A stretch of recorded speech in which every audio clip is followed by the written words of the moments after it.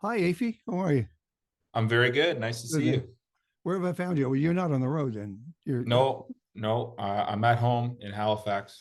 Listen. I rarely start with tour dates, but because there's so much else to talk about. But it's really Mhm. important. Alberta awaits you. Vancouver on the 19th. That's and a week today. The 20th. You're in Victoria, very close to me, 20 minutes away. And then Kelowna, Nice. and then Edmonton on Tuesday the 23rd, and Calgary the 24th. Now, this kind of it's interesting. Is the Vancouver date is the Bootcut tour. The Victoria date the next night is Bahamas with Leith Ross. What's the difference between the two of them? Are they the same concert? They've just changed the wording. Well, as I'm sure you work with promoters, different promoters in different areas, and so to be quite honest with you, I'm not too involved in the branding of the tour. And I But think it's the same show. it's the same show. Yeah, yeah, Okay. it's all the same. Leith Ross, as far as I know, is playing the Vancouver show, is doing all the shows. Okay. So yeah, I'm sure it's just Live Nation choosing to brand it one way, and the people at in Victoria choosing it to brand it another way, and I'm good with it all, and I can guarantee you a quality product. It'll come fresh off the factory floor. If the customers show up, they'll leave satisfied. There's no bin end here. There's no sales. No. No, no, no. How There's many? never any sales. How big is the band, or is it still solo? No, it's the same band that I've toured with for quite a while, and it's a five-piece band, and um, all the same people that I've been touring with for the last half a dozen years. And yeah, I'm just couldn't be more thrilled to go on the road. I haven't played since October, so it's be the first show back. One of the thrills because I'm locked in a studio and I don't get to go places, but and that's okay. I've done that. Um, I've truly have enjoyed the journey you've taken me on from the first time we saw each other at Roundhouse Radio in 2016, because everything that's happened since then, everything has just been another chapter in a book. It's true. The book of life, the book of music. Book of music. Yeah. I was thinking that when you did those sessions for volumes 1 and 2 for the live to tape, and you were working with those Nashville cats along the Hmm. way, did the idea pop into your head that we should do a Nashville country album? Absolutely. And that was the catalyst for the whole thing. I We only worked together for that one day, and I just enjoyed it so much that the wheels started turning, and I thought, geez, I mean, that was so good. How good would it be if I could actually get down to Nashville and work with these people in person and do a full album of new material? So yeah, that was kind of the start of it. And so I wrote a lot of songs with them in mind and thinking of recording there with those musicians. And it wasn't necessarily like, okay, I want to make a country album.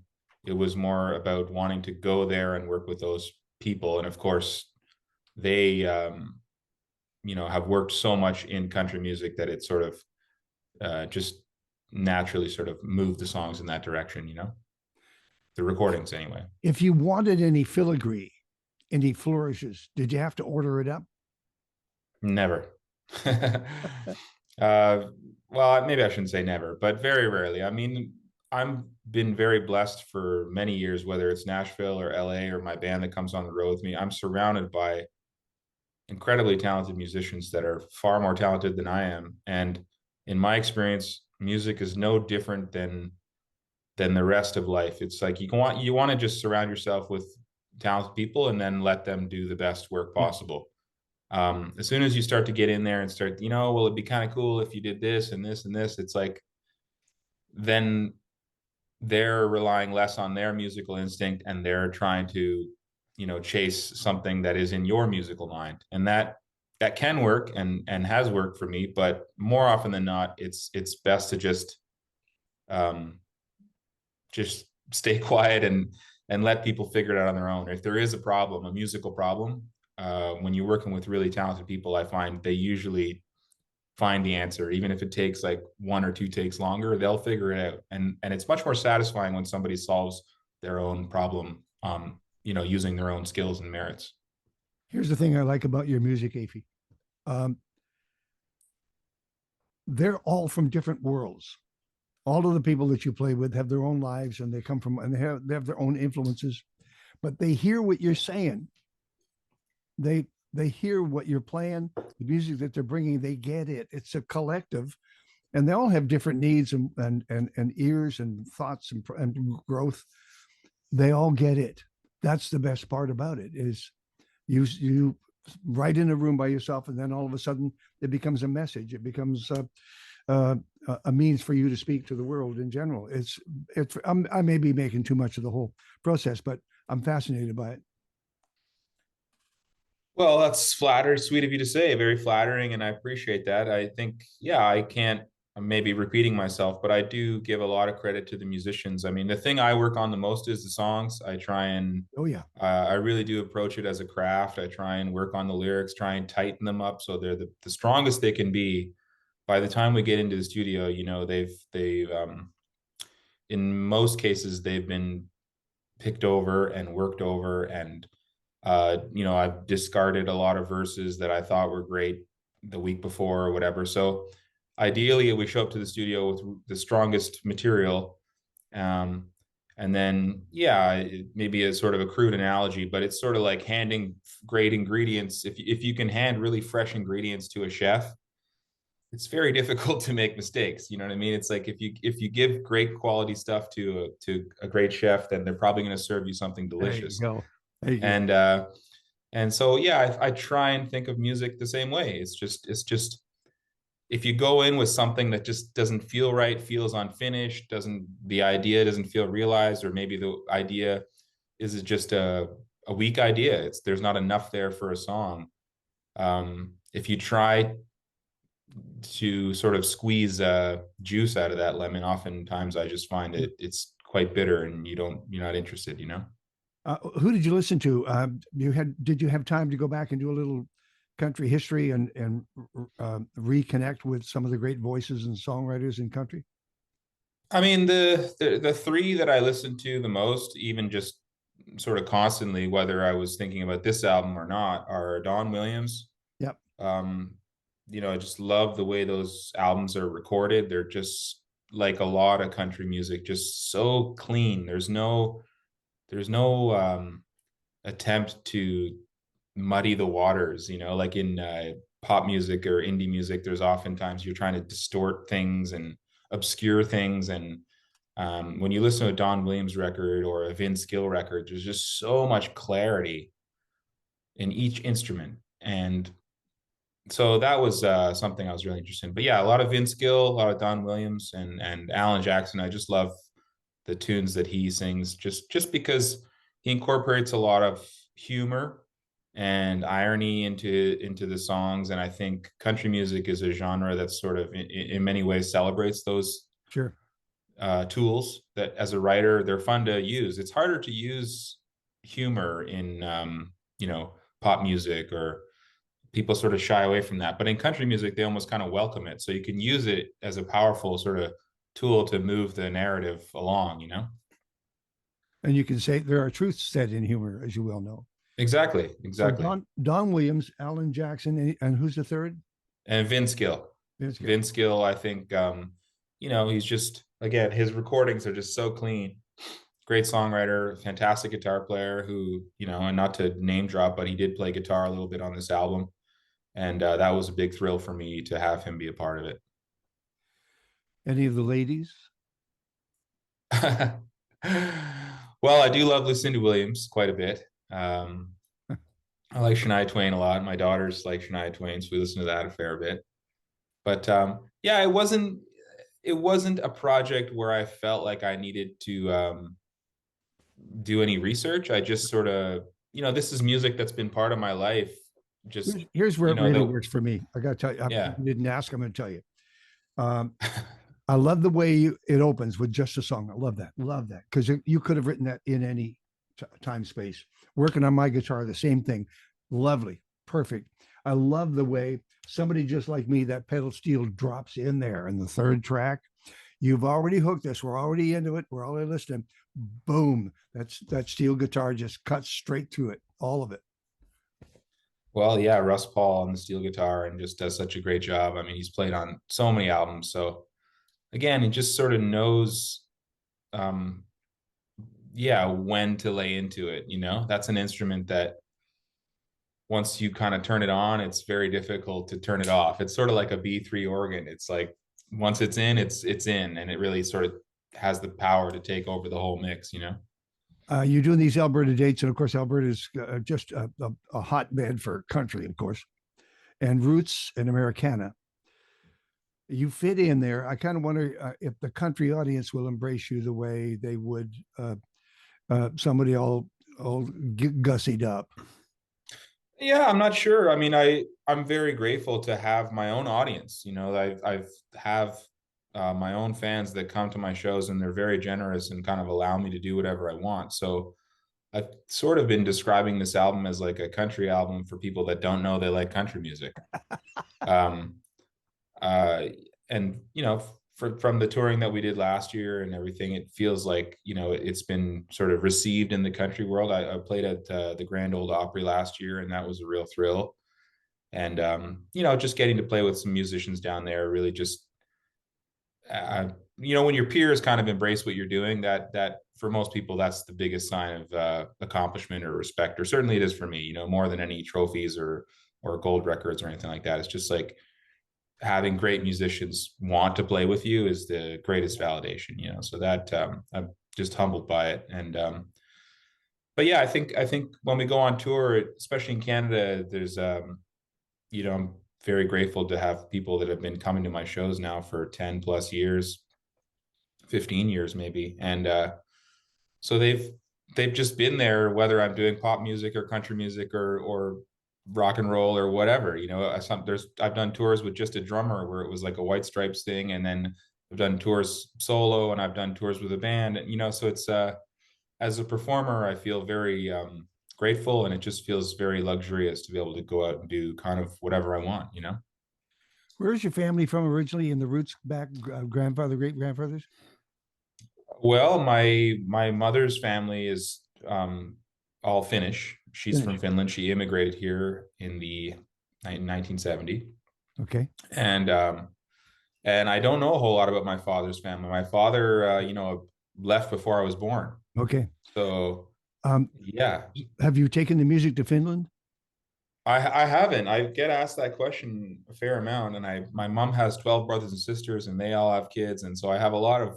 Geez, I could probably sell out a small venue just with people who all have the same last name as I do. But no, we've toured a fair amount in Europe, and Finland, unfortunately, it's kind of like Newfoundland. It's most people consider it part of Scandinavia, but if you actually look on a map, it's quite far north and removed. So just the logistics of a tour, by the time you get to France and Germany and Denmark and Norway and Sweden, it's like a full day of travel to get over to Finland, and we haven't been figured out a way to get over there and play, but I'm sure we will sooner or later.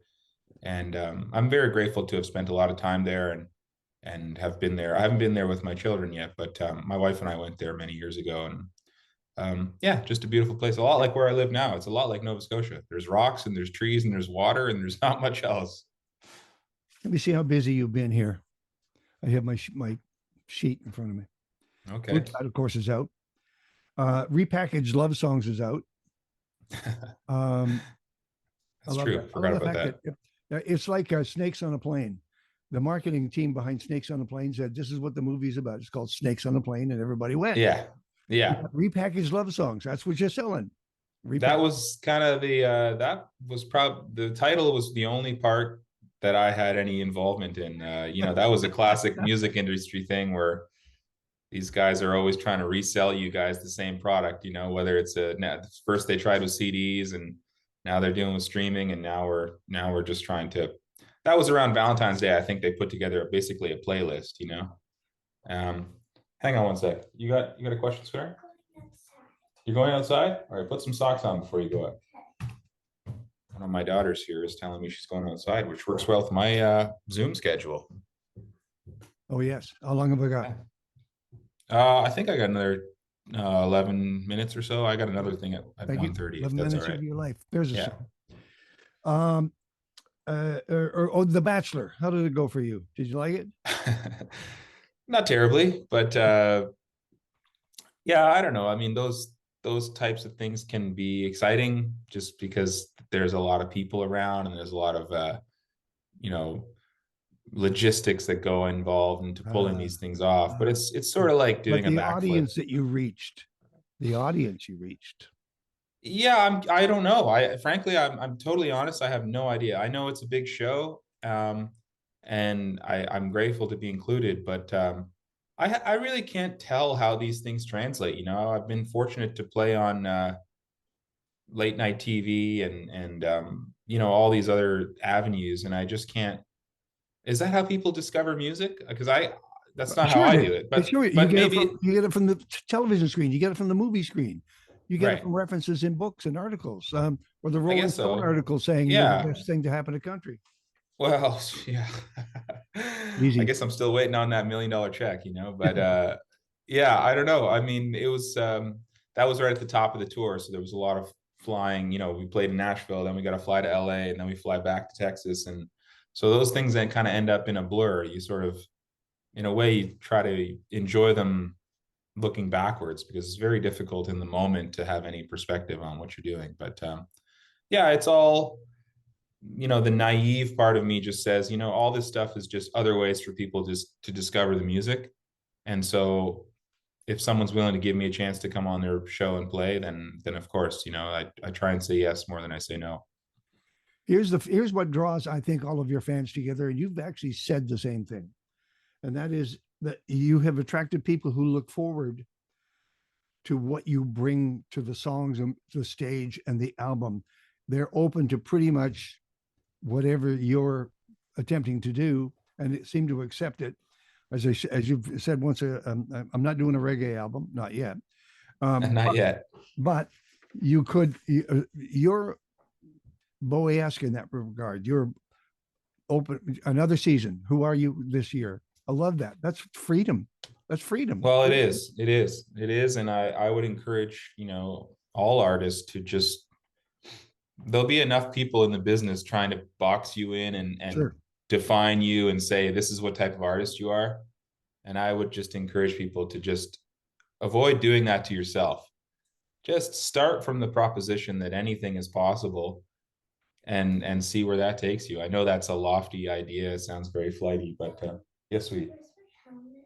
Your helmet is in back near the laundry machine where the recycling is. Um, I'm quite proud of my daughter for she's going skateboarding, you know, comes to ask me where her helmet is first. So Come on now. that's a parenting win for me right there. I'm looking for the photo of you sitting in the lobby at Roundhouse Radio, and you wheeled a stroller in. That's probably her. No, that's my older daughter. I have three daughters now, Okay, but fine. it's my middle daughter. But yes, I do remember that.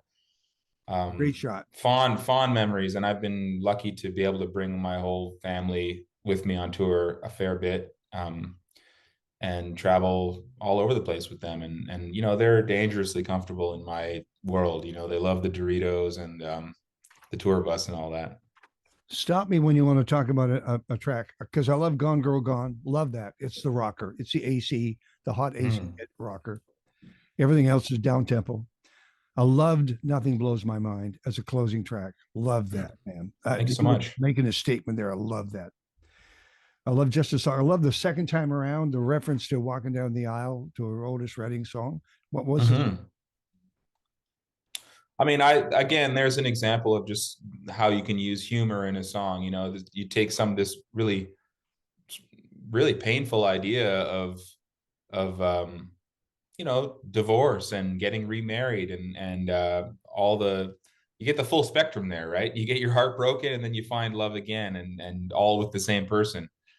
And so that seemed to just be a fitting thing to sing about for this record, you know. But I'm happy to say that that's make believe. I'm still happily married. Wow. The Only One. Yeah, it's just another love song for my wife that yeah, just trying to, Make I'm up a always trying, story so that we can carry it. Never mind. It's okay. I'm trying to always trying to impress her. I've never succeeded, but All right. yeah, I'm always trying to communicate how grateful I am and how Okay. much I love her and how instrumental she is in my life, in our family's life. I mean, I really, probably like most people who have children, you realize how dependent you are on each other in a whole new way. And of course, you know, there, it sounds cliche to say, but I just wouldn't be able to do what I do without her. And you know, I think and hope that she would feel the same way. And it really just, some people might be fearful of that sort of codependency, but I actually think it's the thing that kind of can allow you to do anything. Is to have a strong partner in life, and I hope that everyone is as lucky as I am Oh, to well, find you got someone to. you have to work at it. You do have to work at it, but Hey, I just think it's such a great basis for whatever you want to do in life. If you're ambitious in your career or whatever, I can't think of a better thing to have a partner who's there supporting you and facilitating that, you okay. know? So I hope everyone's as lucky. Okay, I think I've told you this before. I'm also your editor, so I'm going to ask you a couple of questions. You don't, if you don't want to answer, just pass. Like, Okay. um, have you heard Cowboy Carter? Have you dived into Beyonce's album? I haven't heard it.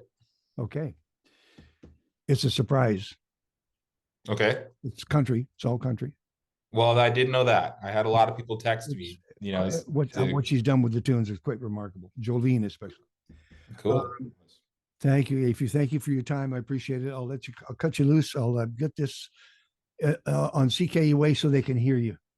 Okay. Cheers. I appreciate it.